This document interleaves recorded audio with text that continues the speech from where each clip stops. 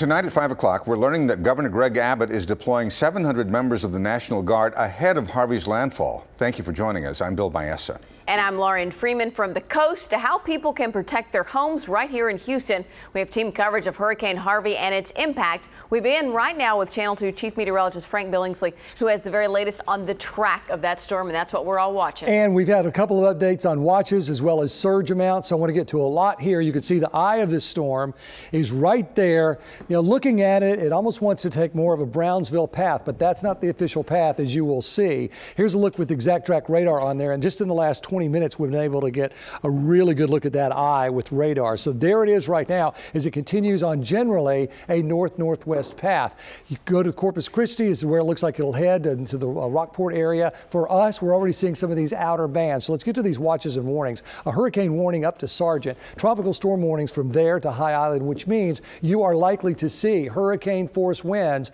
in Matagorda County, Jackson County, clear to Victoria. Tropical storm force winds elsewhere. That's what that means. We've seen this flash flood watch extended now from down to the south all the way up now toward Conroe back to Liberty County, and that is from Friday morning until Monday morning. So that's not only been extended, it will probably continue right on into parts of next week. 7 to 11 foot storm surge from Matagorda County, Lake Jackson, all the way through Galveston to Bolivar Peninsula now. So you're looking at 7 to 11 feet there. Get those boats up or get them out. A watch for Chambers County and the Bay areas into Harris County. Not obviously all of Houston, but where we have a coastline, we are under that surge watch. In the meantime, 85-mile-an-hour winds, a Cat 1 hurricane.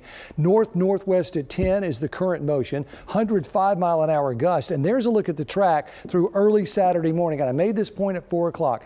Ike came in early Saturday morning. The effects were already being felt Friday morning. So if you are in Rockport, Port O'Connor, watching us around the bay there at Matagorda, you need to evacuate before tomorrow morning. You need to get out tonight. Don't wait until tomorrow morning and decide to leave, because that may be too late. It certainly was in Bolivar and Galveston. Now watch what happens. This Category 3 clear to Victoria starts to fall apart to a Cat 1, but look at that motion from Sunday around Victoria to Monday, just barely to Palacios, and then from Palacios up to Brazoria County on Tuesday. That's the motion that's going to cause trouble. Here's a look at the futurecast for rainfall. Here's the storm coming in Sunday. That's midnight, and then to Monday, it hardly moves at all. So we got this Sunday to Monday, and look at this blow up of 16 inches of rain right around it. Then as we go from Monday to Tuesday, we see these greens. We have had to extend our scale to 25 and 30 inches of rain.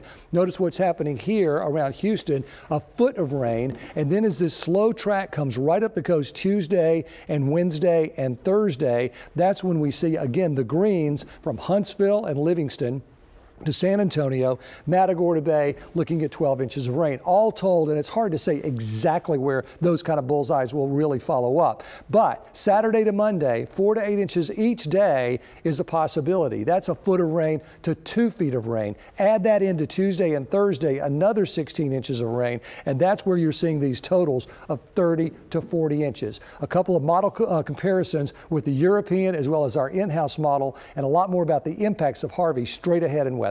All right, we'll be watching, Frank. Thank you.